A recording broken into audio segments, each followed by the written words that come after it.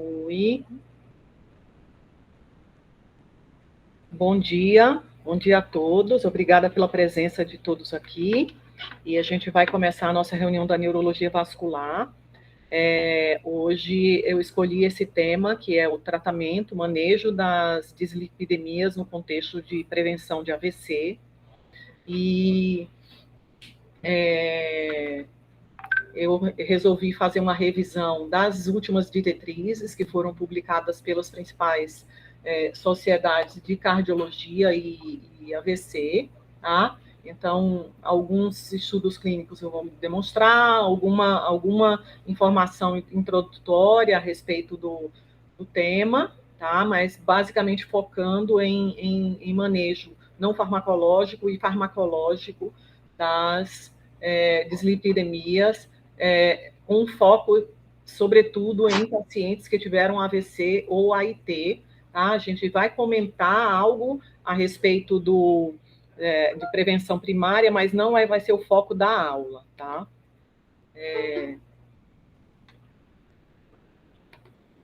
Então, esses são as principais diretrizes que eu revisei para elaborar a apresentação. Queria, antes de tudo, mostrar para vocês que essas diretrizes que eu fiz a revisão para a aula, elas usam classes de recomendações muito parecidas. Então, a diretriz, são as classes de recomendação da diretriz europeia. Então, ela define como classe 1, 2 e 3, e ela subdivide a classe 2 em 2A e 2B, de acordo com o benefício da terapia ser útil, efetivo e fortemente recomendado, que pode ser considerado. Então, quando é uma classe 2A, eles redigem no documento, pode ser considerado.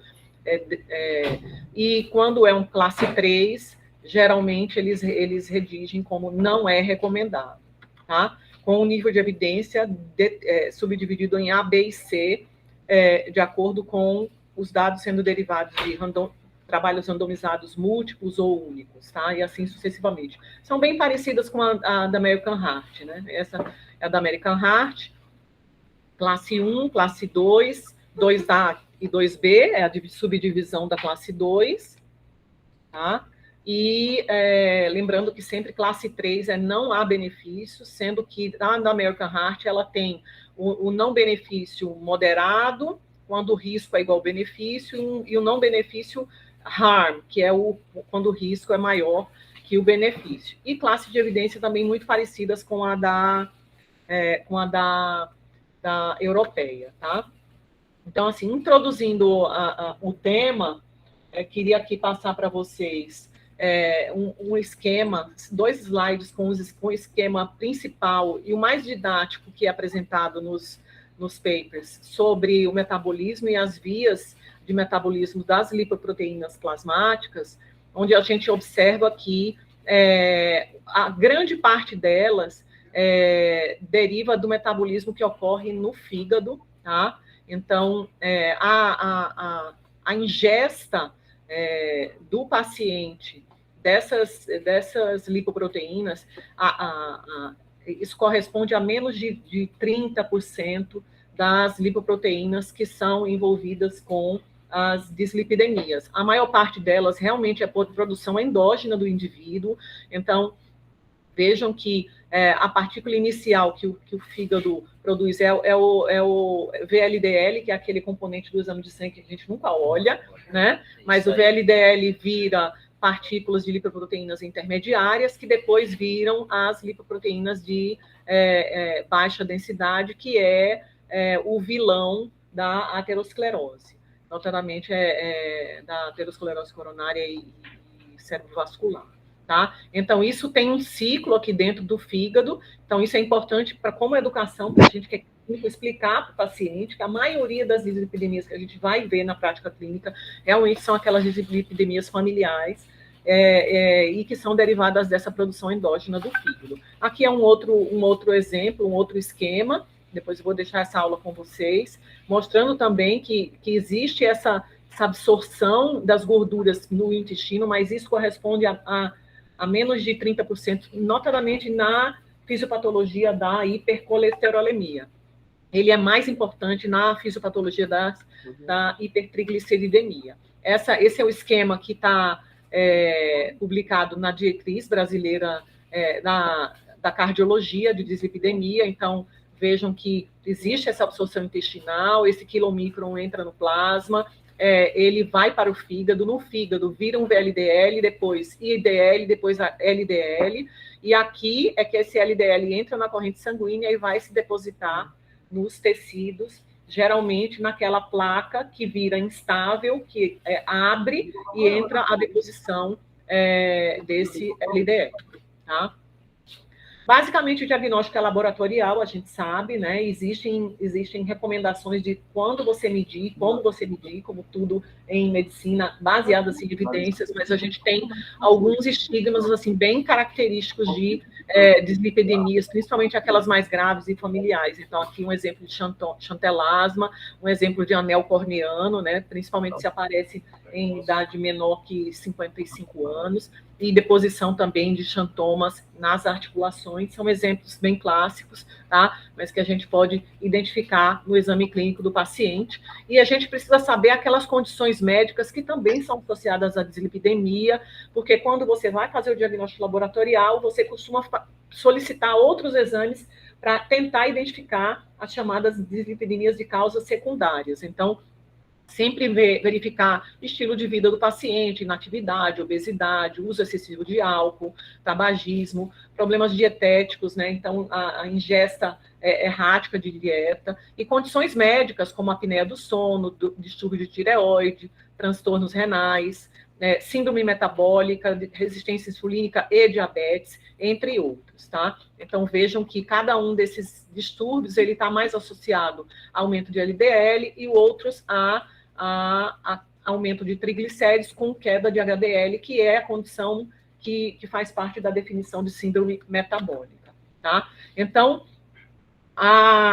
avançando já na caracterização dos riscos, essa é uma definição de todas as diretrizes, né? Quais são as categorias de risco cardiovascular dos pacientes, principalmente quando os cardiologistas eles querem diferenciar a prevenção primária dos pacientes que não tiveram evento, da secundária dos pacientes que tiveram evento. Vou só comentar rapidamente para vocês observarem que o nosso doente, que nós vemos na prática clínica, vejam, pessoal, todos eles são de muito alto risco, tá? Dá um exemplo que no nosso protocolo, que está em andamento aqui na instituição o Optimum, no começo do protocolo, era necessário haver dislipidemia ou diabetes, algumas condições para o paciente entrar. Depois, o comitê diretivo do estudo resolveu abrir o critério de inclusão, porque todo paciente com AVC é considerado de muito alto risco. O nosso paciente, então, está aqui,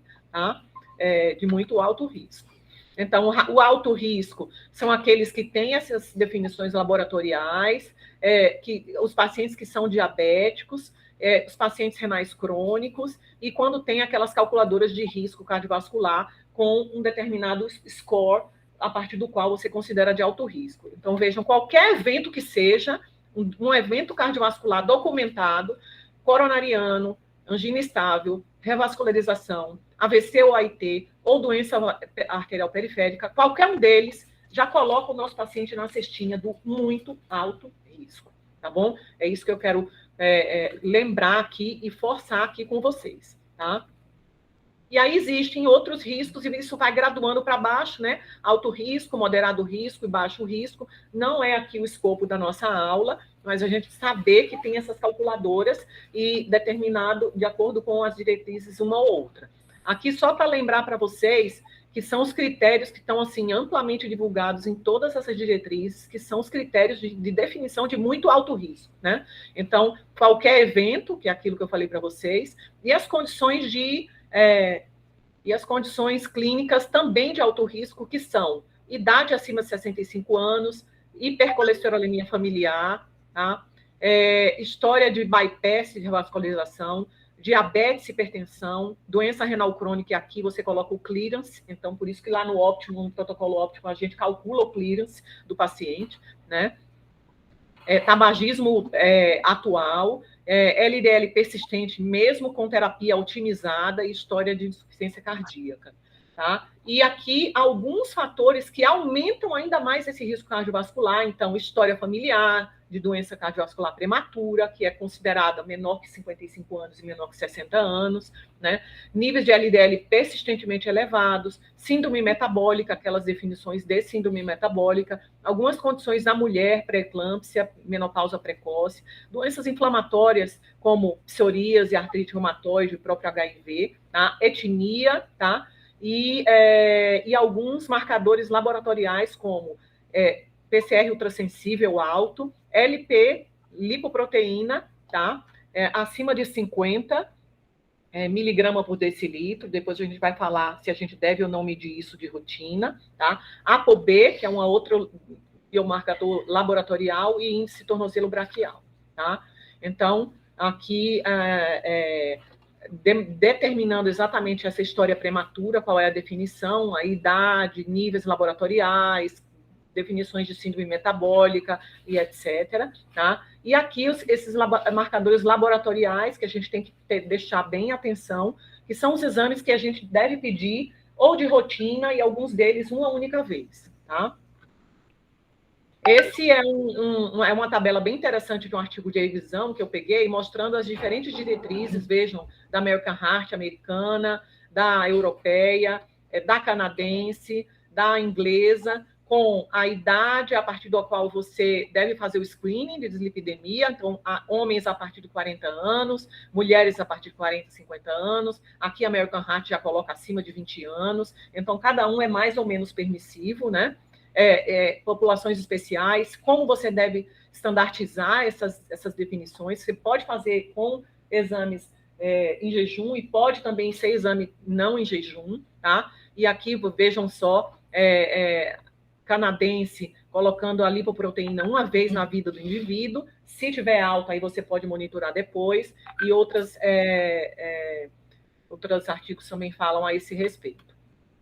E aqui, as recomendações da diretriz europeia, recomendando exatamente com os níveis de evidência, quando você deve fazer a análise dos lípidos séricos para estimativa de doença cardiovascular de risco e entrar naquelas calculadoras. Então, classe 1C, a maioria delas, então, o colesterol total deve ser usado no sistema de score europeu, que é o SCORE, depois eu vou mostrar para vocês.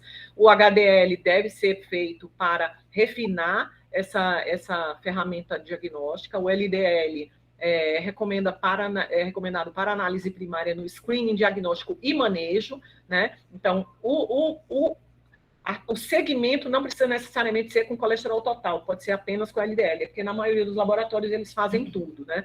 E triglicérides é recomendado a partir como parte da rotina de lipidograma, tá? Então, quase tudo 1C, tá? Então, várias diferentes recomendações, quando você deve avaliar para ver triglicérides, diabetes, obesidade, ApoB, ela passa a ser uma recomendação de avaliação de risco, particularmente nos pacientes com hipertrigliceridemia, diabetes e obesidade, aqueles quadros de doença plurimetabólica, tá? Também 1C. A lipoproteína, essa é uma recomendação que mudou com a diretriz de 2019 da europeia, e antes eles falavam que poderia ser utilizada como screening, e agora eles falam que deve ser considerada, pode ser considerada como 2AC, pelo menos uma vez na vida adulta, para identificar aqueles com maior risco. E se os pacientes tiverem um nível elevado, aí eles podem ter um diagnóstico associado de algum distúrbio familiar, tá? E determinados familiares ou história familiar, você também deve considerar, tá? Então, essa é a classificação das dislipidemias pelas diretrizes brasileiras. Então, existem várias classificações, classificação etiológica, classificação laboratorial, classificação fenotípica, tem várias diferentes classificações, eu não vou entrar em detalhes disso. Trouxe para vocês os principais, a classificação laboratorial das hipercolesterolemias isoladas, então LDL acima de 160, trigli isolada, então acima de 150 em jejum, né? Hiperlipidemia mista é quando você tem um aumento tanto do LDL quanto de triglicérides, tá? E às vezes o paciente não tem nenhum aumento nem de trigli, nem de LDL, ele tem apenas aquele padrão de HDL baixo. Então, em homens menor que 40 e em mulheres menor que 50, tá?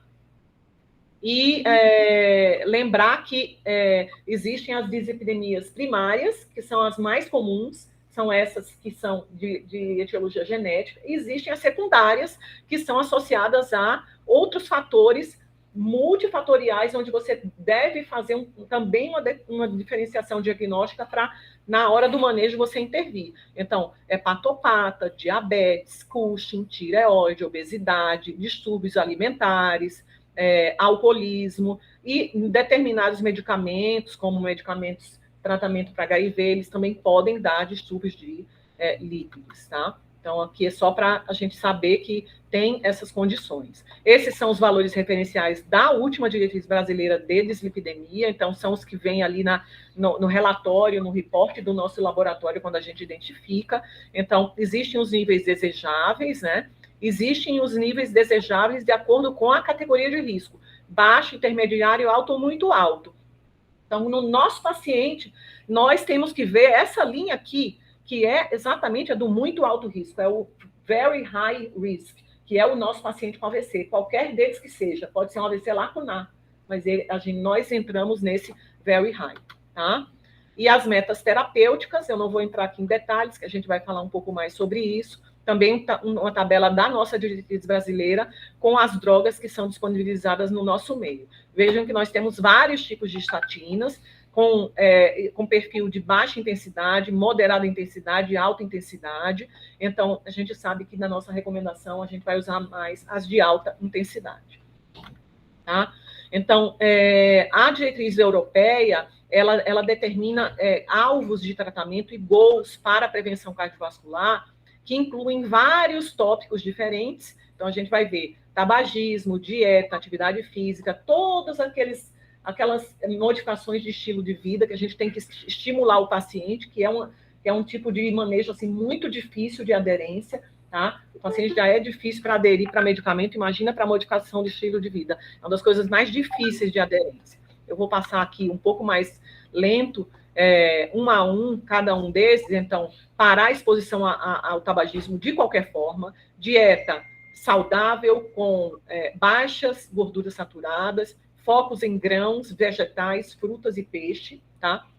Atividade física de 3,5 a 7 horas por semana, ou 30 a 60 minutos a maioria dos dias, manter o peso, né? Então, índice IMC de 20 a 25 e controle da circunferência abdominal, que está envolvido na definição de síndrome metabólica, e manejo da pressão, que aqui na diretriz europeia, que é a mais nova de todas elas, menor que 140. Né?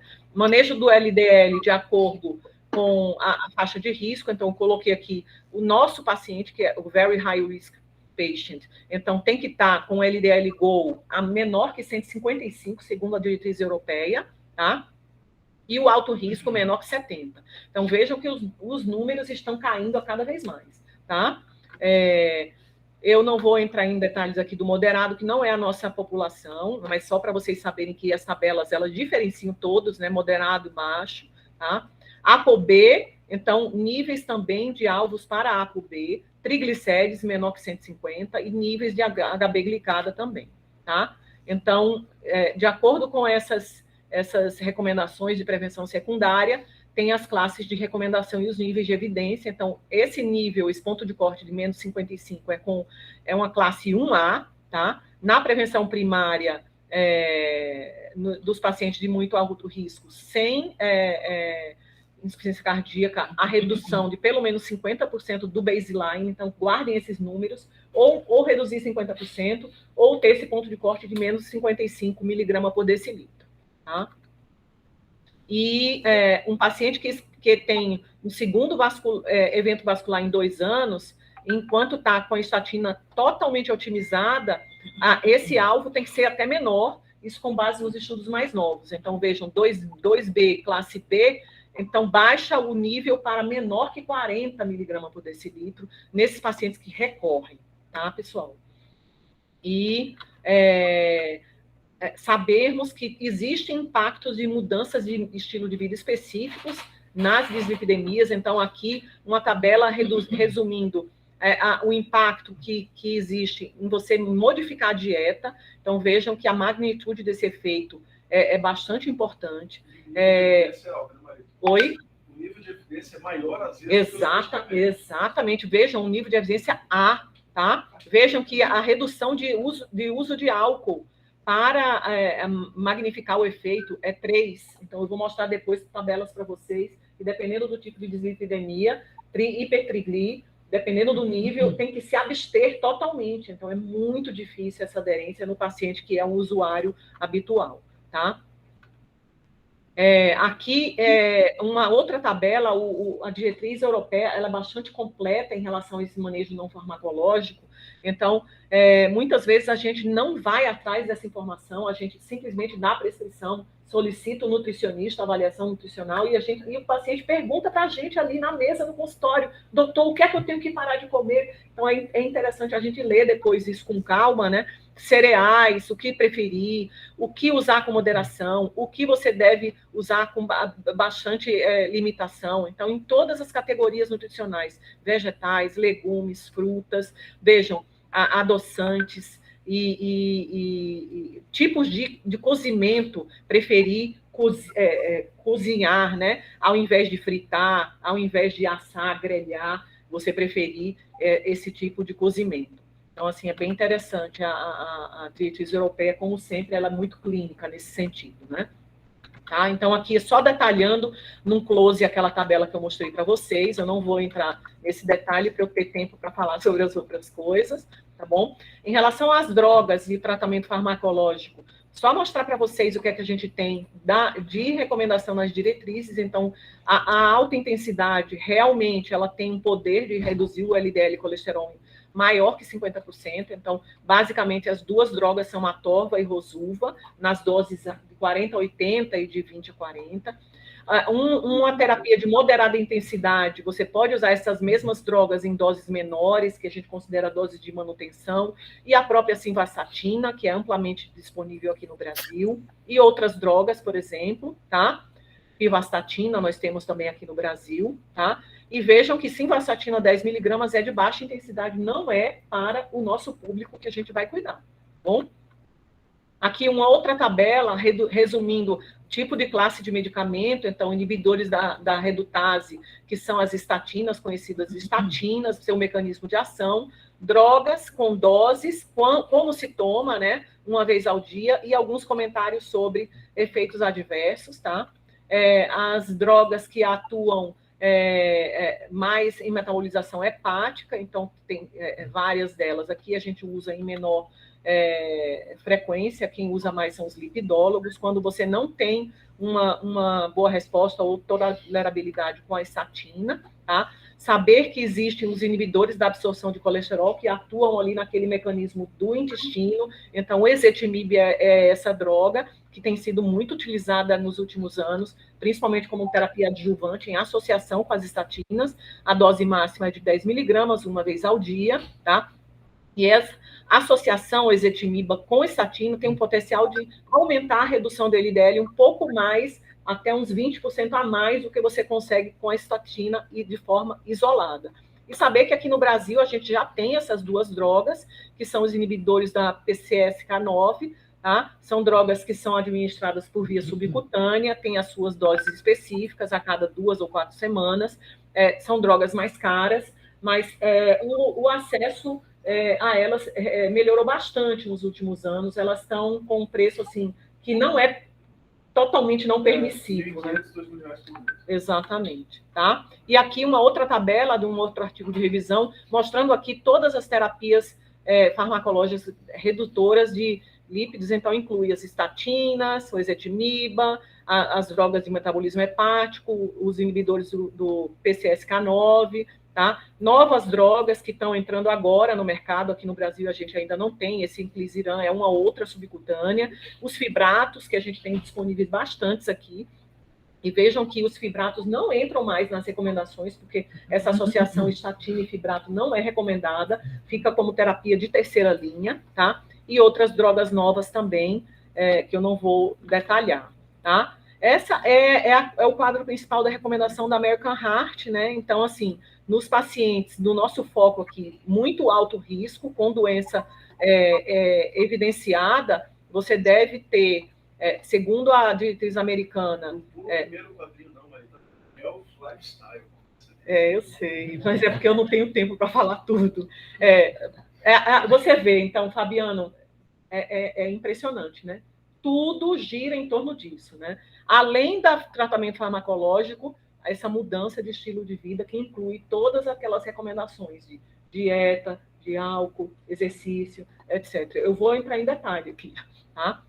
Mas só para vocês verem que o algoritmo envolve você ter um alvo de LDL, tá? Adicionar ezetimibe, é razoável, já é classe 2A, e você pode considerar inibidor de PCSK9, tá? Apenas para a gente saber, e naqueles que não são de muito alto risco, eles dividem em idade, mas o nosso foco é aqui, tá? Mostrar para vocês as calculadoras. Então, a americana usa essa calculadora aqui, que tem online, tem aplicativo, tem em vários lugares, tá? E aí você coloca os dados e você calcula ali o risco do paciente. E a europeia, ela usa vários charts, vários quadros, esses quadros estão disponíveis na diretriz europeia, que são quadros baseados em estudo populacional do europeu e de acordo com países diferentes. Então, vejam, high risk regions da Europa, eles usam o nível de pressão arterial sistólica e o nível de colesterol, que lá é padronizado em milimol por litro, tá? E de acordo com esse cruzamento de dados, é que eles pegam o risco menor de 3%, 3 a 4, 5 a 9 e acima de 10. Então, tem pelo menos uns 20 slides desse aqui, em vários diferentes tipos, que eu não coloquei aqui na apresentação, mas tem no slide kit da diretriz europeia. E aí, com base nesse chamado SCORE, é que eles colocam prevenção primária, prevenção secundária, e aí, Fabiana, é que eles colocam isso, né? Então, pacientes com scores baixos, apenas modificação de estilo de vida. E vai aumentando o risco, você vai aumentando a quantidade de intervenções até o uso de farmacológico. E a gente aqui, na prática, a gente já entra já com farmacológico direto, a gente não faz nada disso tudo, tá bom? Então... mas aqui, né, assim, acho que para facilitar a nossa vida, é igual o paciente que tem AVC e tem FA, né? Ele vai sempre ter indicação de estatina. Né? Então, sempre. Exatamente. O problema é a gente não fazer o que antecede, né? Assim, a decisão a gente tem que parar um tempinho. Essa parte, né, da esquerda da gente, da tabela, ela vale muito para quando a gente faz prevenção primária, né? Você está vendo paciente com enxaqueca, com Parkinson, com Alzheimer, então aí você vai calcular o risco, vai decidir se realmente, com base no risco, se aplica ou não o uso de droga. Mas para o nosso paciente... E vejam, o nosso paciente aqui, ó, vejam só aqui, ó, very high risk. Se ele tiver um LDL menor que 55, você pode considerar não dar droga. Mas quem é que cheira com menor que 55? É raríssimo, né? Tá bom? Aqui é mais ou menos a mesma coisa, né, gente? Então, assim... usando o score, aqui é o score lá, e com menor que 1%, de 1 a 5%, e assim sucessivamente, você vai aumentando e detalhando aquela tabela enorme lá que eu mostrei para vocês, tá? Então, eu vou pular isso aqui, que é só um detalhamento da tabela, tá bom? Então, assim, essa é uma introdução inicial sobre definição, critério, os tipos de dislipidemia, etc. Aqui eu queria mostrar para vocês os trials principais em dislipidemias relacionados e que foram impactantes no tratamento do AVC. Então, assim, a gente não pode deixar de saber sobre o Sparkle Trial, que foi publicado em 2006, tá? Uma publicação bastante importante, porque é um estudo grande de 4.731 pacientes que tinham AVC ou AIT até 6 meses da randomização no estudo, tá? E que tinham LDL entre 100 e 190. E esses pacientes, eles foram randomizados para 2 grupos nesse estudo clínico. Um grupo recebeu o tratamento ativo, atorva 80 mg por dia, e o outro recebeu placebo. E esse estudo, assim, foi francamente positivo. Então, houve uma redução de risco de 5 anos de evento cardiovascular maior em torno de 20% de redução de risco, vejam, 0,8 hazard ratio, com um P bastante significativo, tá? A mortalidade e desfecho de segurança foi similar, embora com níveis altos de atorvastatina, 80 miligramas. Então, esse estudo meio que mudou um pouco a cara do tratamento do AVC e do AIT, que tinha doença aterosclerótica associada, colocando a atorvastatina na linha de cuidado desses pacientes. Aqui, só para mostrar para vocês, os níveis da população estudada não eram muito altos, então, LDL em torno de 130, o triglicérides em torno de 143, o total em torno de 120, tá? E aqui os desfechos, então vejam, olha a tabela de desfechos, gente. Se vocês olharem, tudo 003, 0001.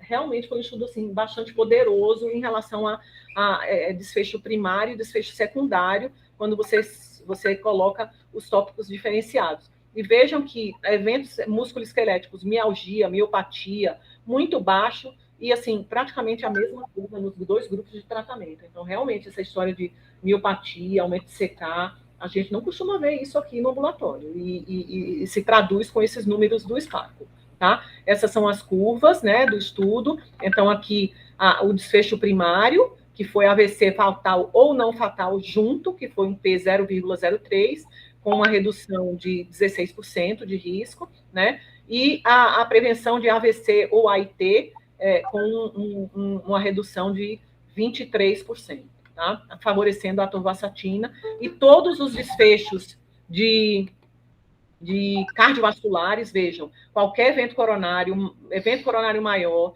evento cardiovascular maior e qualquer evento cardiovascular, tudo favorecendo a atorvastatina no braço com ator, tá? Então, realmente, foi um estudo bastante importante. Nesses pacientes com AVC ou AIT recente, o tratamento com atorvastatina, 80 miligramas por dia, reduziu o risco de AVC, evento coronariano maior e revascularização de uma forma bastante consistente, tá? Esse foi um segundo estudo, também liderado pelo mesmo investigador, o Pierre Marenco, que é francês, tá? E ele foi publicado agora em janeiro de 2020. Ele avaliou o tratamento com estatina, mas não com um nível, com uma droga e contando evento, mas com um alvo de tratamento. Então, foi um estudo em 2 países, França e Coreia do Sul, randomizaram os pacientes com AVC nos últimos 3 meses, um AIT recente há 15 dias, para níveis diferentes de LDL. Um grupo ia ser tratado com um alvo menor que 170 miligramas por decilitro e um outro entre 90 e 110. Então, era um alvo mais agressivo versus um alvo mais frouxo, tá? Todos os pacientes tinham que ter alguma evidência da aterosclerose ou cerebrovascular ou coronariana, tá? E podiam receber estatina, ezetimibe ou os dois, tá bom? E o desfecho primário foi evento cardiovascular maior, AVC, IM e sintomas que necessitassem de revascularização. Então, esse estudo ele foi interrompido um pouco antes de se atingir o número de desfechos calculado dos trialistas, por causa de problemas de financiamento do estudo, tá? Mas eles conseguiram randomizar 2.860 pacientes. Ele foi realmente parado por causa dessas questões administrativas, mas conseguiu demonstrar, com um P de 0,04, um benefício da terapia com um alvo mais intensivo de tratamento menor que 70 miligramas por decilitro. Essas são as características dos pacientes. Então, vejam que em torno de 60%, 61% da amostra tinha dislipidemia, tá? Então, lembrando amostras de pacientes com AVC ou AIT. Os níveis de lípides não eram tão altos também, é mais ou menos aquela média do estudo SPARCLE, né? Então, trigli até menor, mas colesterol, LDL e total em torno de 140 e 110, tá? Essa é a curva, a Gisele adora essa curva, os alvos de tratamento do alvo maior, né? Entre 90 e 110, e do alvo menor, abaixo de 70. Exatamente, tem que ter esse diferencial. Isso. E aqui o desfecho primário, então, um hazard ratio de 0,78, então houve uma redução de 22% favorecendo a terapia de menor, mais agressiva, mas com P mais ou menos limítrofe, né, gente? 0,04. Então, esses são os endpoints do estudo, tá? Então, evento cardiovascular maior, morte, todos aqueles desfechos cardiovasculares e os desfechos secundários, tá? Então, esse estudo mostrou que em pacientes com AVC ou AIT e doença aterosclerótica, um alvo de LDL menor que 70, com o uso de statina ou ezetimibe ou teve um menor risco de efeito combinado de evento cardiovascular do que aquele alvo de 90 a 110, tá? E eu queria trazer aqui esse estudo que também foi bastante assim comentado, é um estudo financiado pela indústria dessa medicação, que é um tipo de EPA, de ácido ômega 3, óleo fish oil, mas assim com alta purificação, tá? Denominado cadê? Icosapente etil. Então, o nome em português é ácido eicopentaenoico, tá? Então, assim, é basicamente um EPA muito purificado. Eles estudaram essa molécula em pacientes com níveis de hipertrigliceridemia elevadas e maior risco de evento isquêmico, tá? Esse estudo foi publicado na New England. Esse estudo foi positivo, favorecendo essa molécula, tá?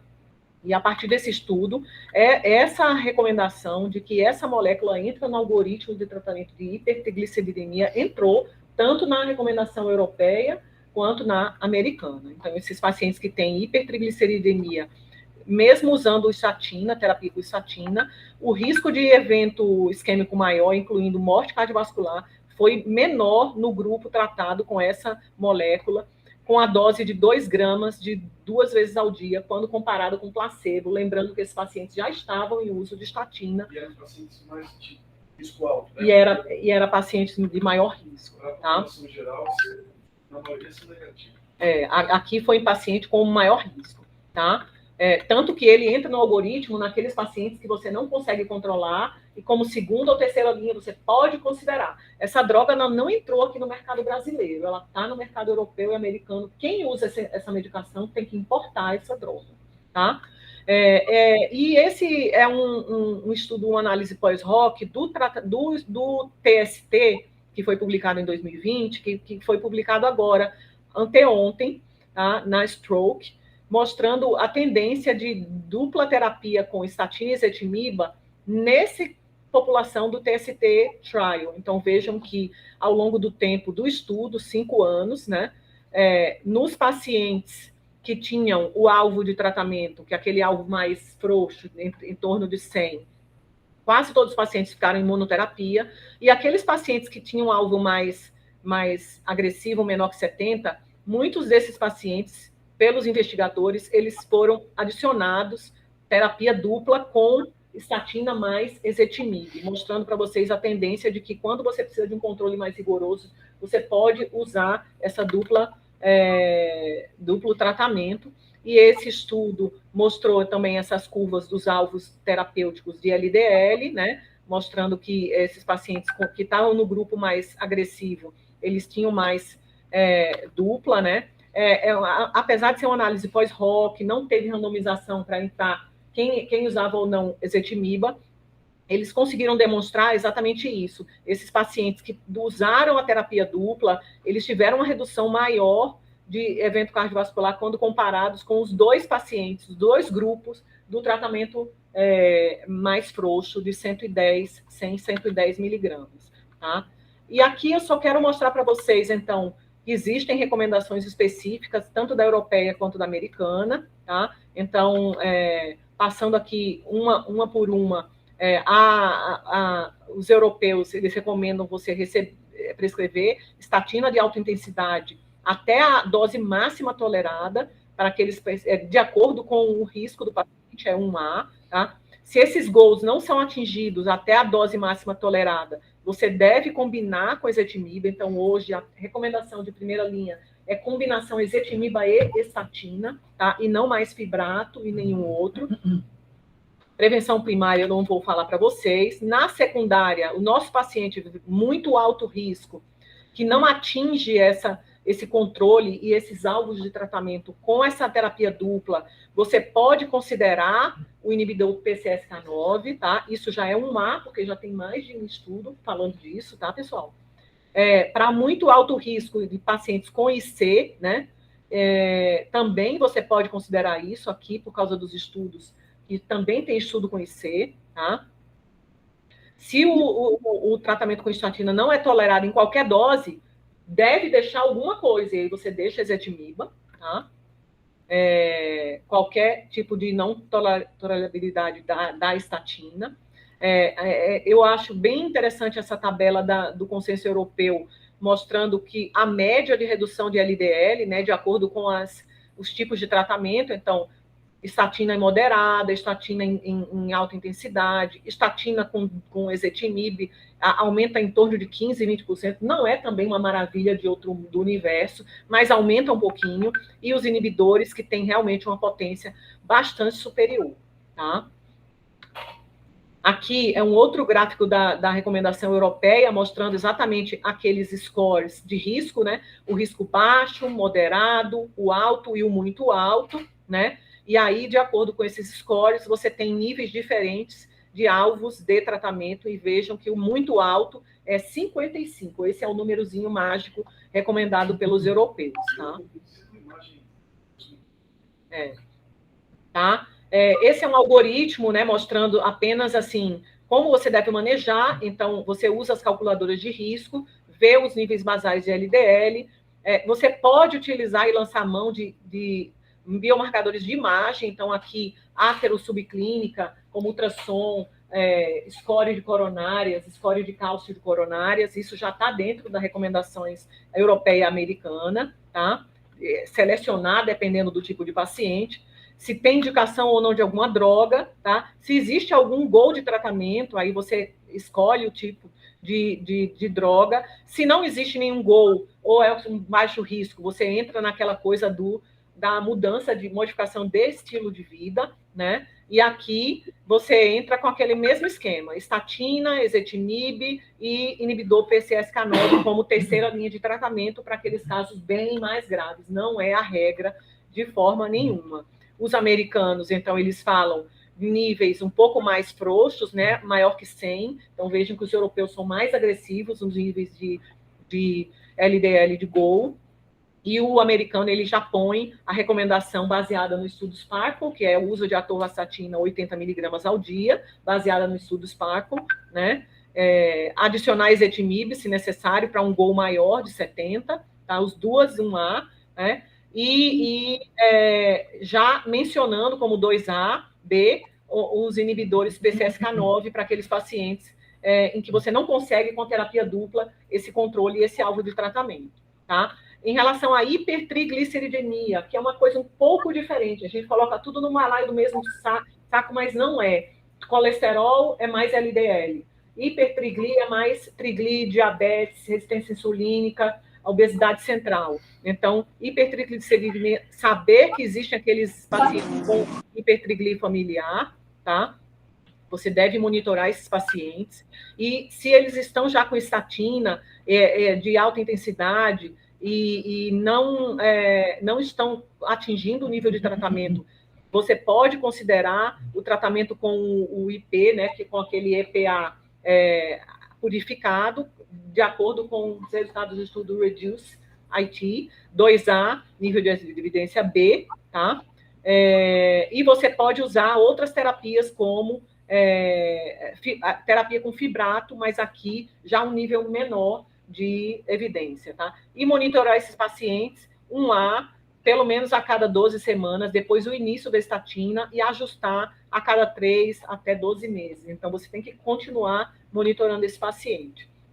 Esse é o algoritmo de uma recomendação de hipertrigliceridemia persistente que a American Cardiology publicou em 2021. Então, nos pacientes para a prevenção primária, essa é a tabelinha da prevenção primária, naqueles que persistem com triglicéridos elevados, eu vou pular. Lembrar que nessa hipertrigliceridemia, a gente tem aquelas causas secundárias, eu já mostrei tabelas para vocês aqui, então, diabetes, doença renal, lipodistrofia, doenças inflamatórias como AR, psoríase, lúpus, mieloma, a descompensação total do estilo de vida do paciente, obesidade, sedentarismo e etc., tá? E até medicações que são correlacionadas com essas hipertrigliceridemias como causas secundárias. Então, aqui, só aquelas bem elevadas, apenas para a gente saber, e vejam que o uso do álcool, quando está acima de 500, é abstenção total, né?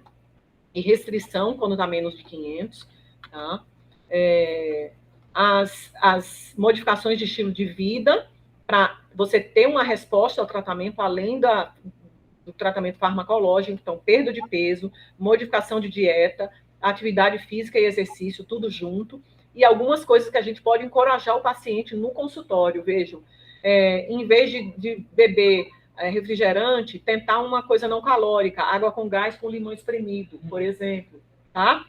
Em vez de comer sobremesa, bombom, fruta, chocolate escuro, 70%, e assim sucessivamente. Em vez de beber drinks alcoólicos de maior calóricos, preferir cerveja ou um copo de vinho, tá?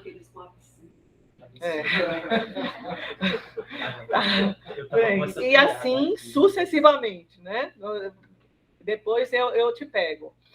Recomendações nutricionais, não vou entrar aqui em detalhes, então, diferenciando cada tipo, mensagens para os pacientes, etc.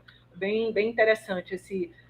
Só um detalhe para a dieta, a gente sabe que o que mais importa para a queda de glicerídeo é a troca da gordura, né? Então, você deixar de consumir a proteína e a gordura animal para vegetal é suficiente para uma queda de mais de 50%. Aí sim, né? A hipertriglicemia tem bem mais associação com a alimentação do que hipercolesterolemia, exatamente. É isso aí. O impacto é gigantesco, é muito maior que fibrato, por exemplo. Exatamente, é isso aí. Né? Então, assim, preferia, então, aqui, ó, gordura total e o tipo de gordura.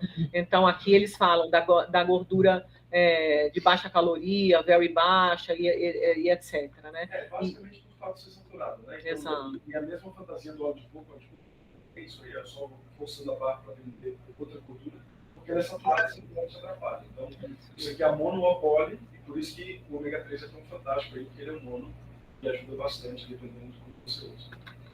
E aqui, olha, então, vejam só, né, aquelas gravíssimas, né, acima de a abstenção total e etc. Já quando você manda o paciente realmente para o lipidólogo para ele conduzir o paciente, né? Então,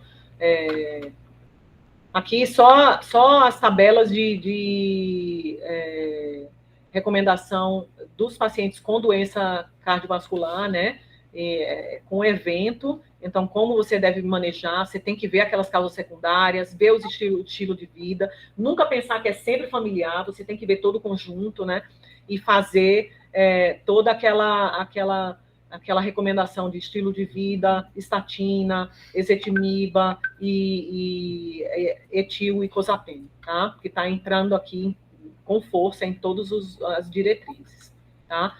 Mostrar para vocês apenas uma tabela bem interessante, um gráfico bem interessante da redução de evento vascular maior com o tratamento dessas alterações, né, e uso de estatina. Então, você consegue reduzir até 30% de evento vascular maior com essas reduções, né?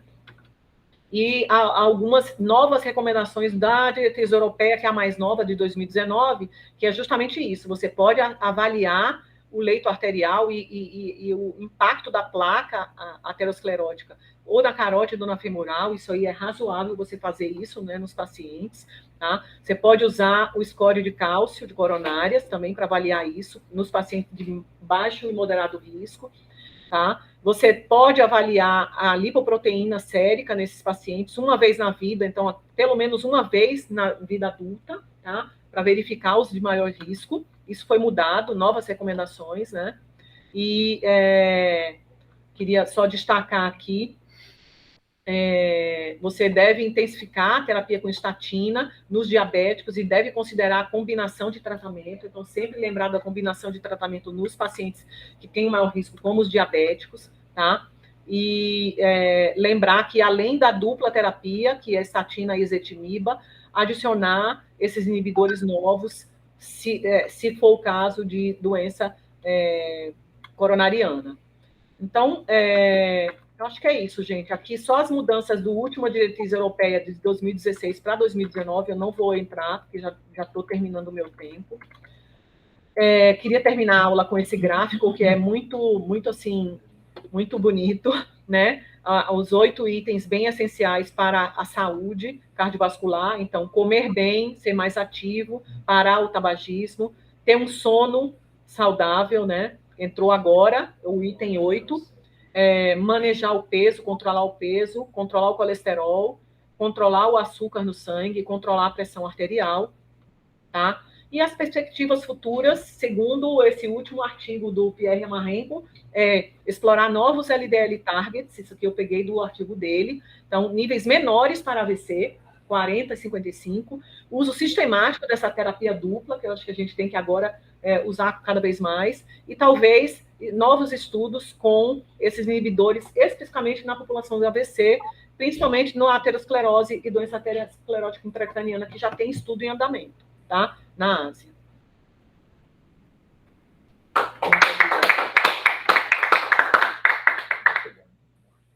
É isso. Alguém quer perguntar alguma coisa aqui na plateia virtual? Alguém aqui? Eu tenho uma pergunta também. Alguém já tem aí? Não tem. Então, eu queria fazer uma pergunta, doutora. Alguém falou aqui no Amazon que tem o ácido purificado. Esse?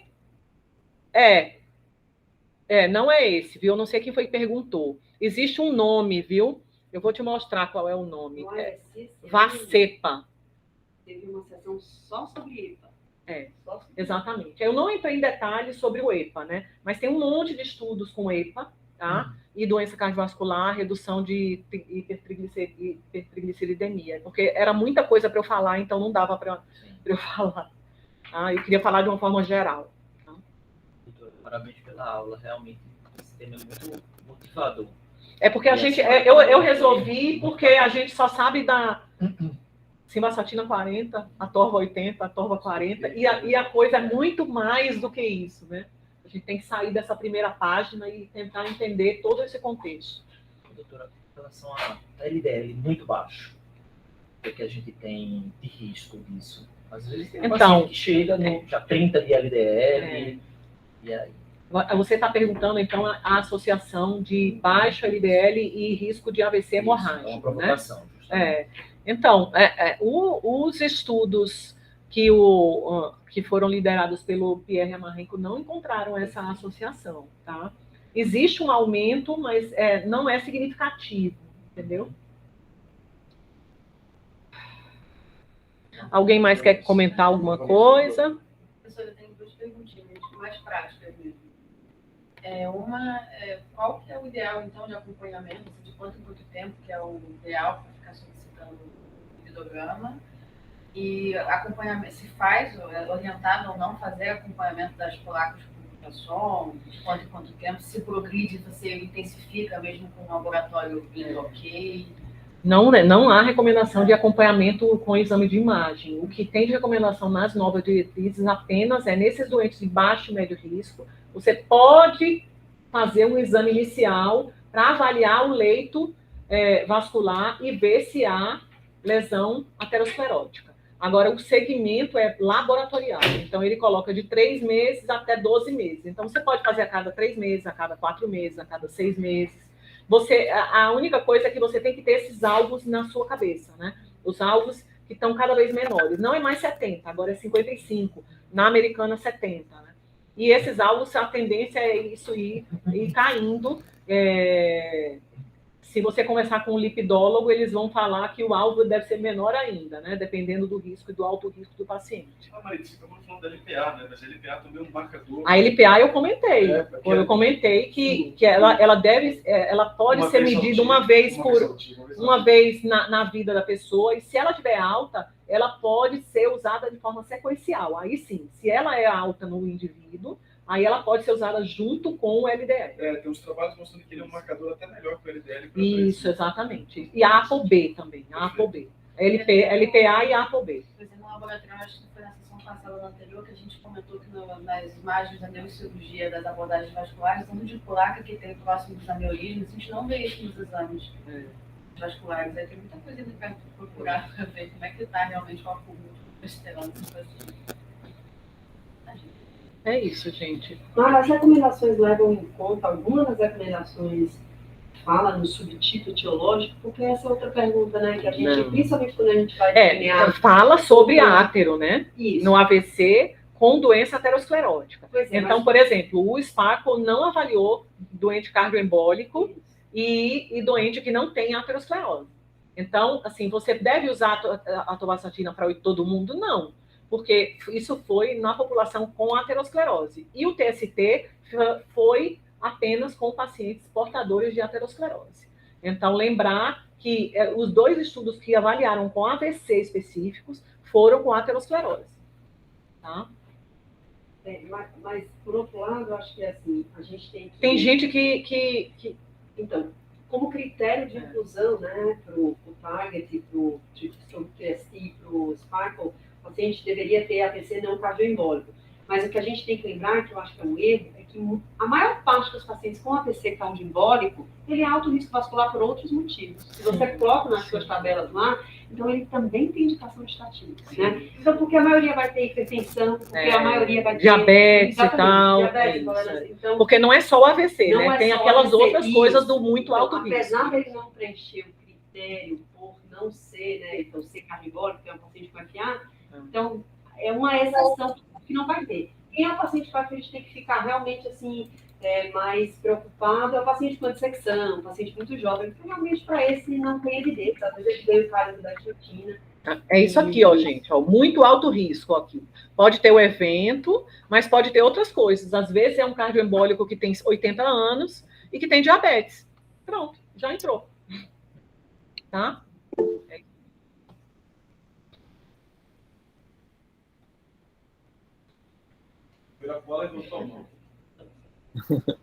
Quer falar? Oi, Mara, só uma pergunta. Mas como a professora comentou, provavelmente nesse paciente aí que vai ter um AVC por FA, mas que tem outros critérios, como hipertensão, diabetes, que colocaria ele no alto risco.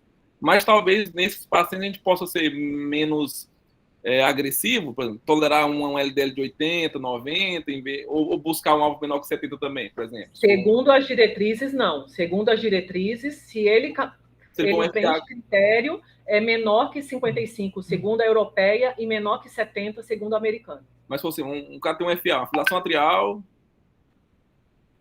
também tem que buscar esse nível, né? Sim, então é isso que eu estou te falando. Se ele tiver 80 anos e tiver um diabetes, ele já é muito alto risco. O paciente ele é classificado em alto risco por ter tido um evento cerebrovascular prévio. Porém, esse evento não é decorrente de uma aterosclerose. Sim, então, independente disso, ele já entra. É a mesma coisa, o PFA faço uma lacuna. Então, aqui qualquer AVC já é muito alto risco. Agora, o que os estudos avaliaram foi com átero, tá? É isso. Mas para fins de preenchimento de critérios conforme diretrizes, ou ter aquelas outras coisas, é mais risco ainda. Né? Tá? A gente tem que ir acostumando, né? Tolerar esse LDL baixo, assim, porque a gente vai... Não, 100, beleza. Ah, não, 70.